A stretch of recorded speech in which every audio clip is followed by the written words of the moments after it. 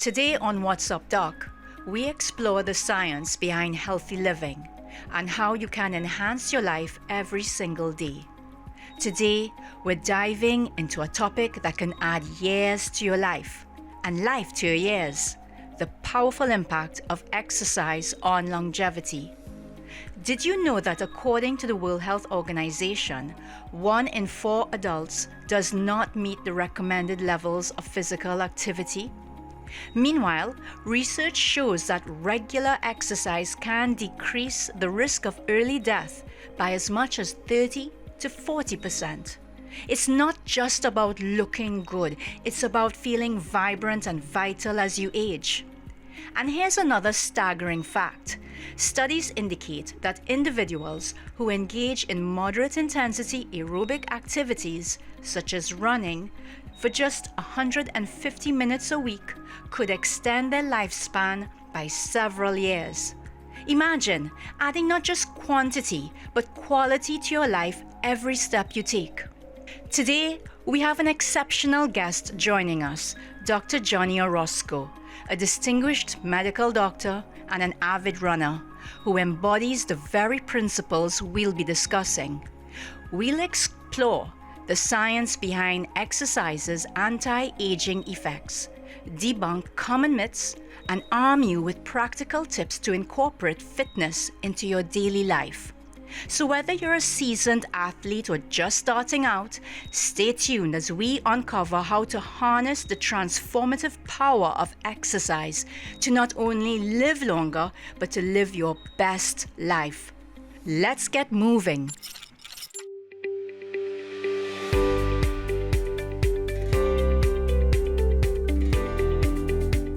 Did you know there's a vitamin that helps your blood clot and keeps your bones strong? That's vitamin K. Blood clotting helps wounds heal properly.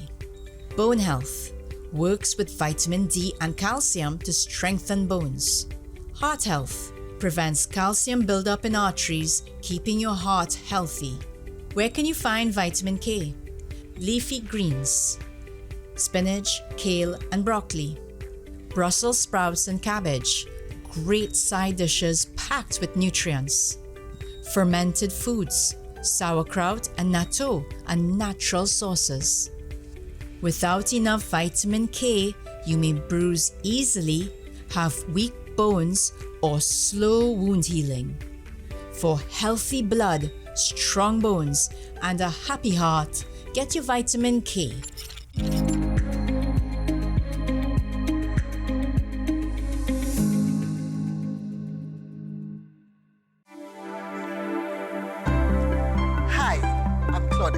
Radiographer at the radiology departments at the community hospital. We offer high-quality service with state-of-the-art equipment in X-ray, ultrasound, CT, and mammogram. Come, our friendly staff awaits you. Give us a call at 235-5479. The Community Hospital of Seventh-day Adventist, where good private health care is affordable.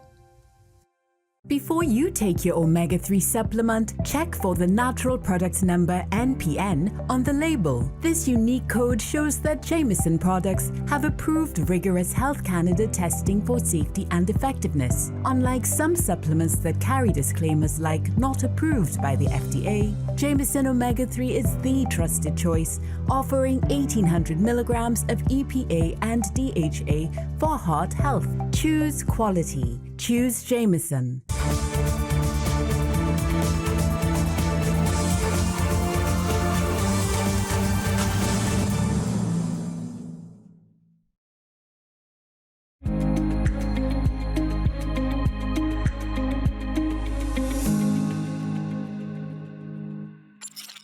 Right, so let's get straight to it. We know that exercise improves our lifespan and improves our quality of life.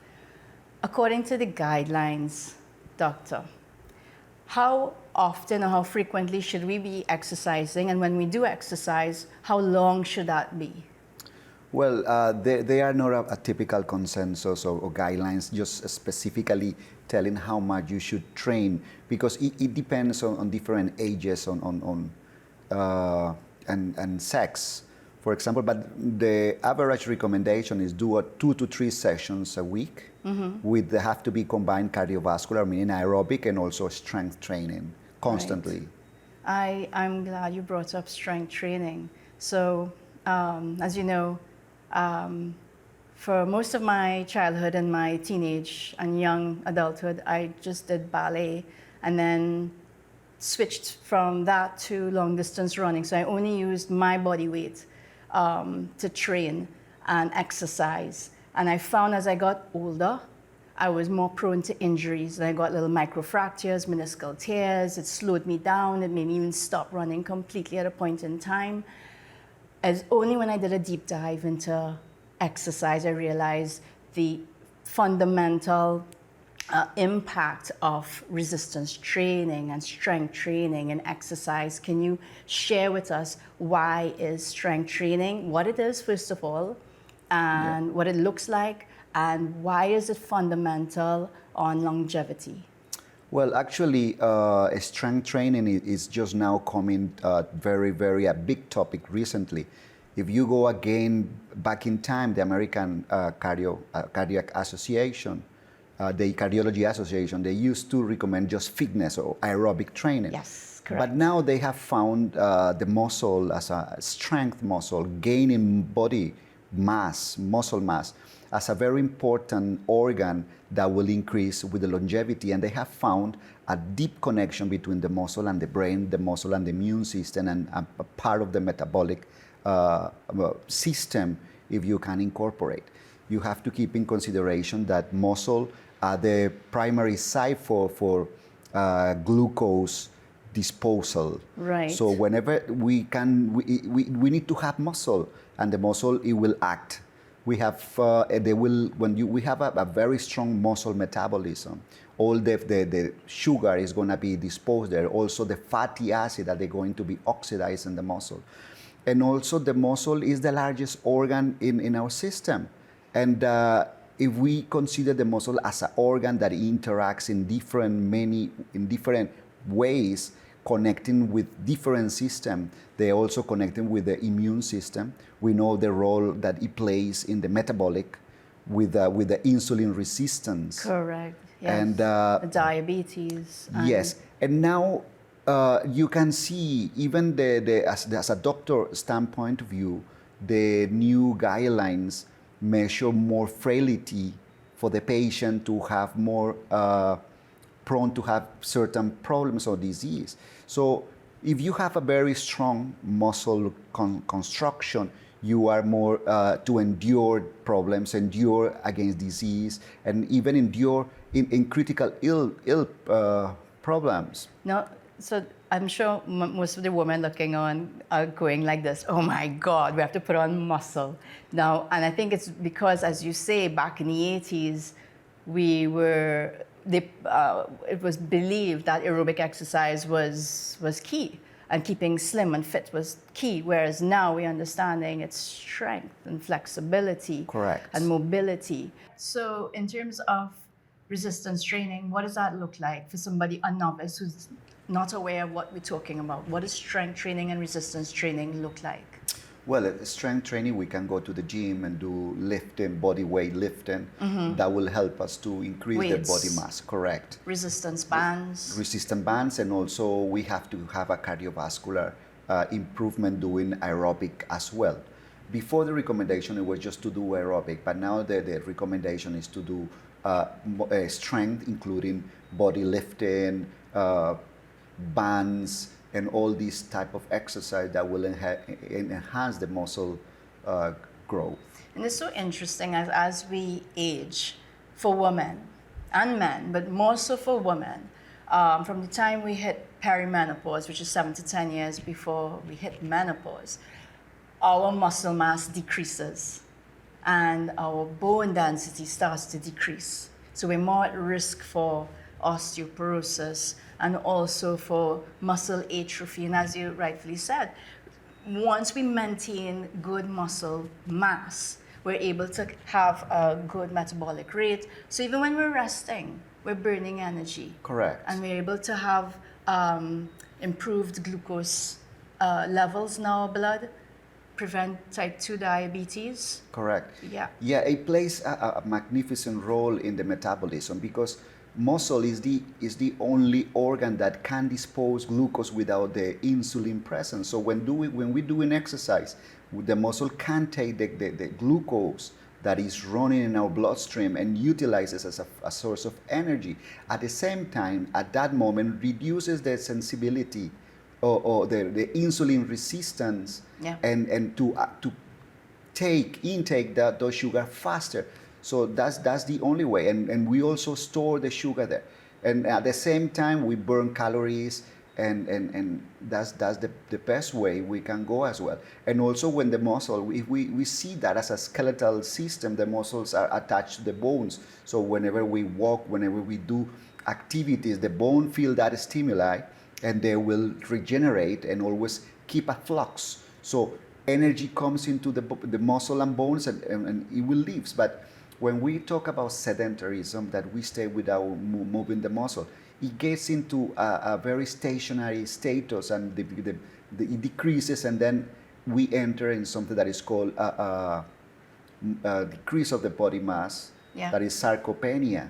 The Sarcopenia, yes. is very famous, and For those who don't understand, sarcomere is Latin for muscle. correct. And penia means lack, deficiency. So lack of muscle, you don't use it, you lose it. Correct. Something very important, there is an intrinsic neurotrophic factor that is released via myokines, that is some peptides that we have in our muscle that produce neuromodulation and increase that peptide in the brain to increase the neurocognitive of the brain.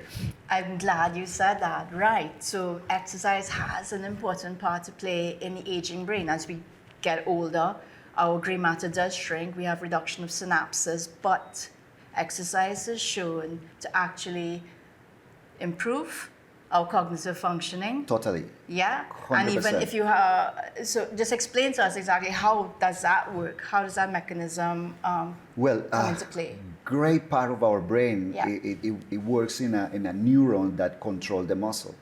And if we act, we move, we do speed work, say, and it has multiple research that is a high correlation whenever do speed training and the speed of processing thoughts. Lovely.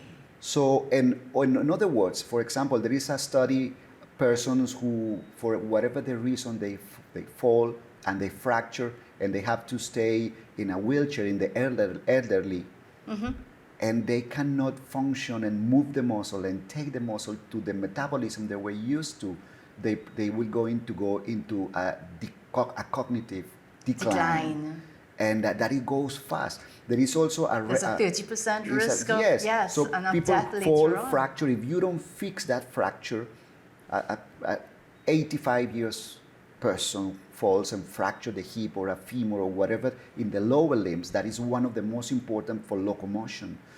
And if you don't correct that and take that individual to a good physical status, be active, and generate muscle metabolism, the cognitive decline it comes right after, and the mortality goes after that. You're quite right. And I've seen in my practice a lot persons who have never exercised or consider walking from kitchen to bedroom to TV room as exercise, or from desk to bathroom as exercise.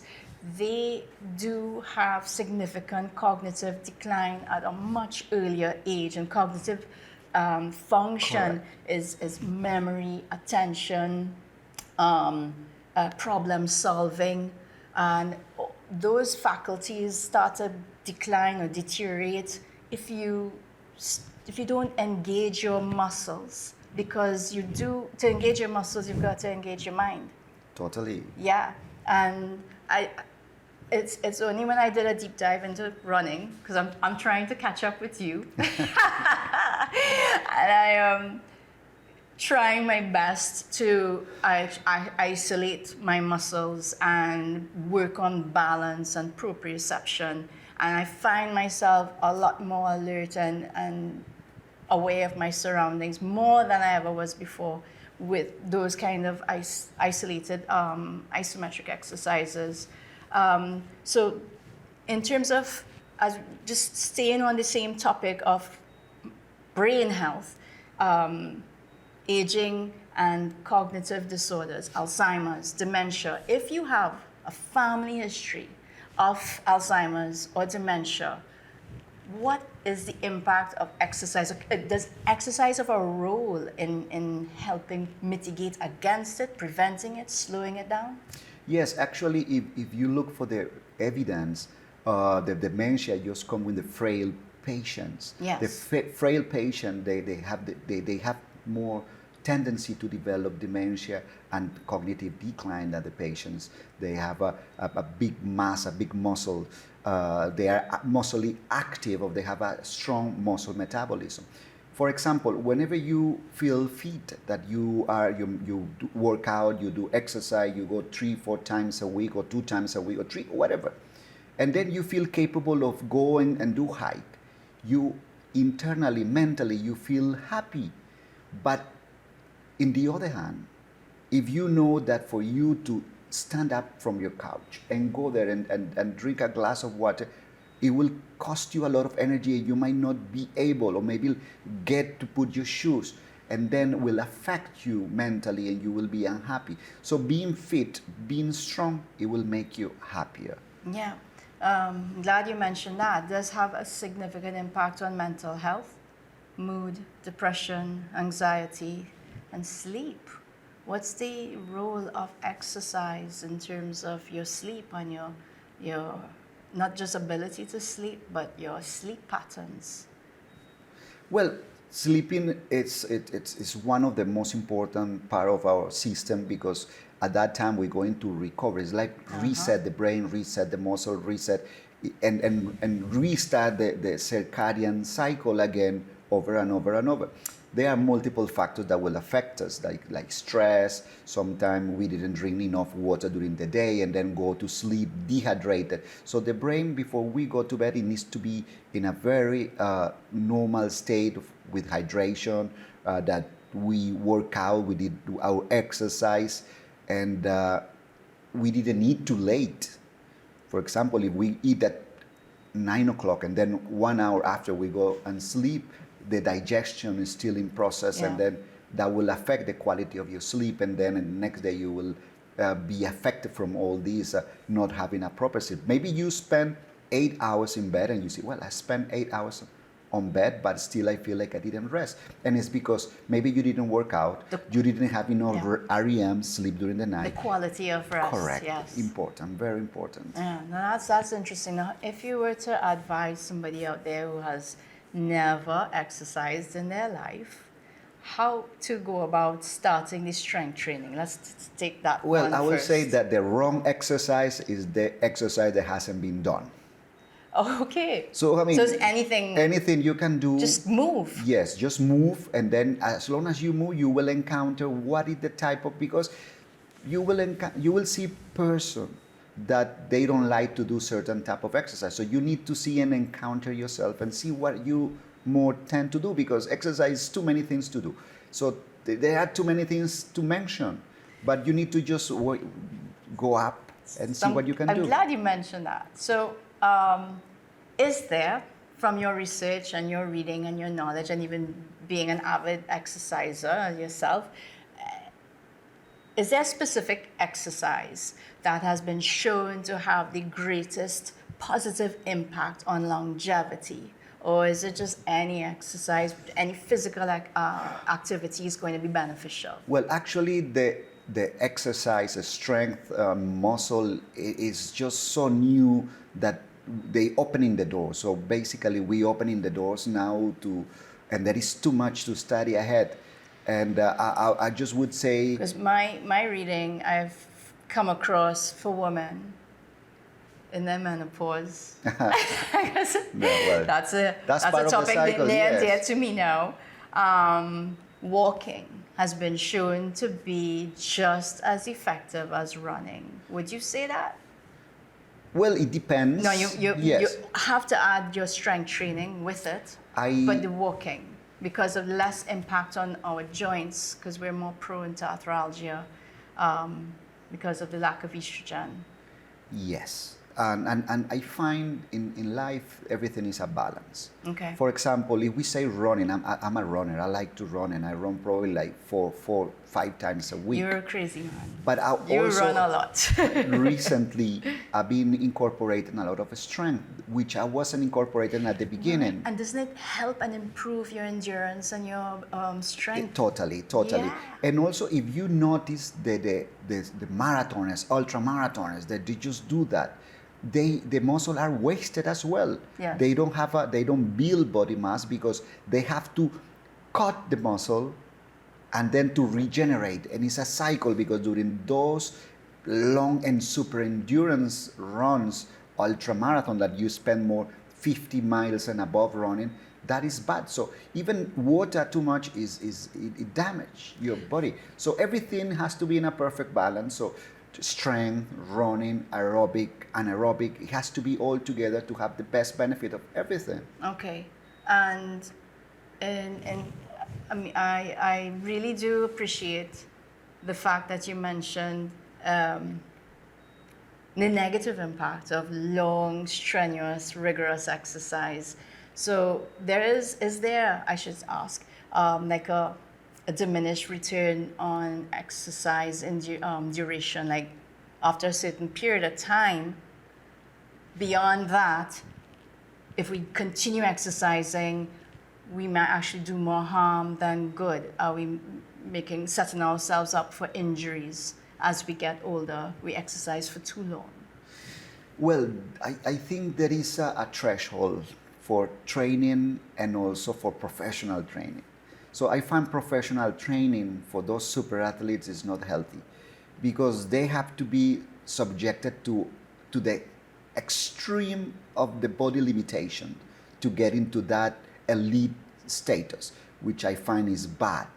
And also you will see runners and also super endurance sports, they die as well because they push to the limits. Yes. Like yes. Like any other thing that you take So to again, the limit. coming So back to everything has to be a perfect moderation. balance. Correct. Moderation. I like that. And one of the most important thing as well in longevity is never too late to start training.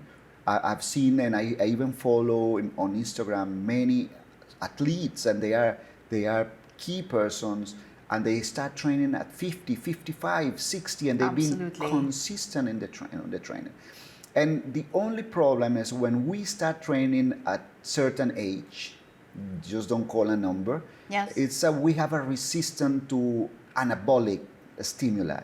So we need a stronger, it's not like whenever do you you're mean, like- young yeah. and you start training, and because we are in a process that we going up, we are in the prime of evolution growing up, so the muscle is ready to respond quickly. So for a person who is maybe in the mid-50s, to create a stimulus that create muscle growth, it has to be more consistent, and also it has to be two keys, a good protein intake.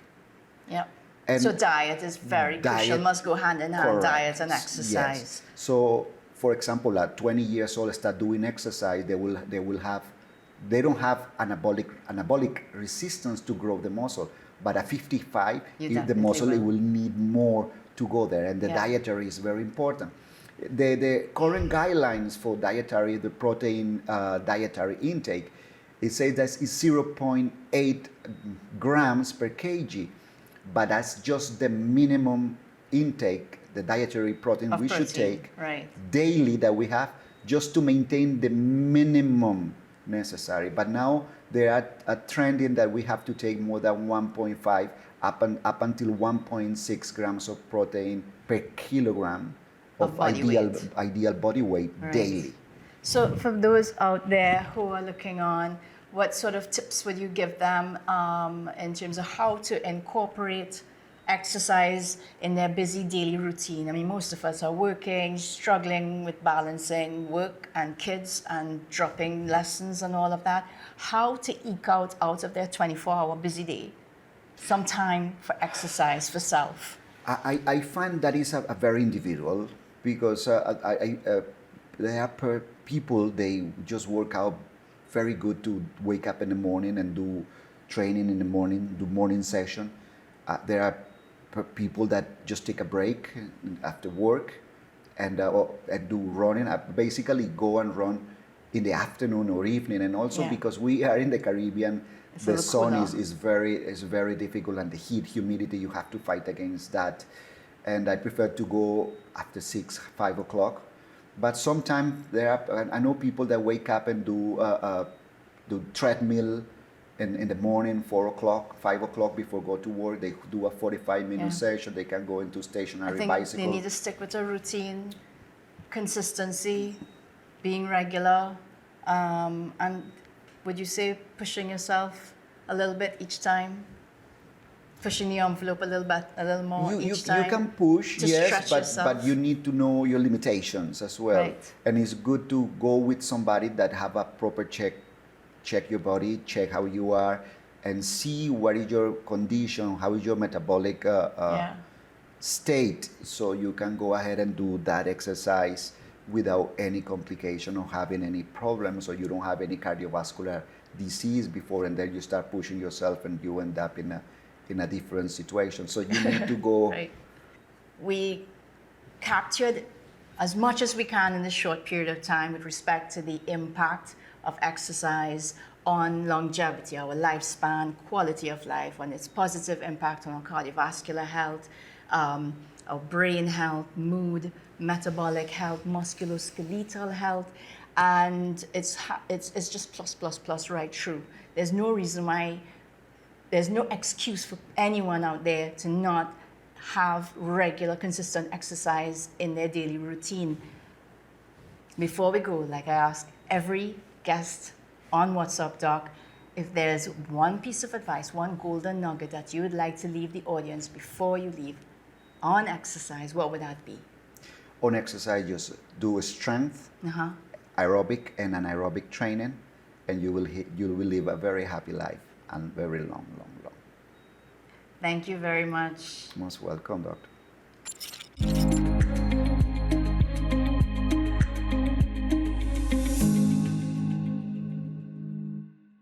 Before you take your omega-3 supplement, check for the natural product number NPN on the label. This unique code shows that Jameson products have approved rigorous Health Canada testing for safety and effectiveness. Unlike some supplements that carry disclaimers like not approved by the FDA, Jameson Omega-3 is the trusted choice, offering 1800 milligrams of EPA and DHA for heart health. Choose quality. Choose Jameson. Do you need treatment for obesity or any related abdominal procedures? The community hospital now offers minimally invasive laparoscopic surgery done by an American-trained, board-certified surgeon with over 20 years' experience.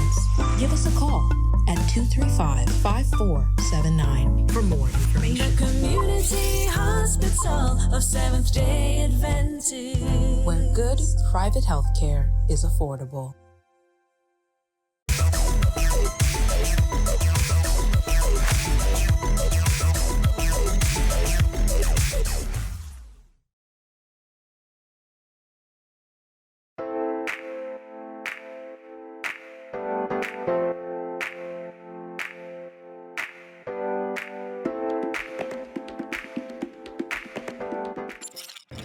As a working mom of 2 kids, I don't have time to follow long, complicated recipes and spend hours in the kitchen.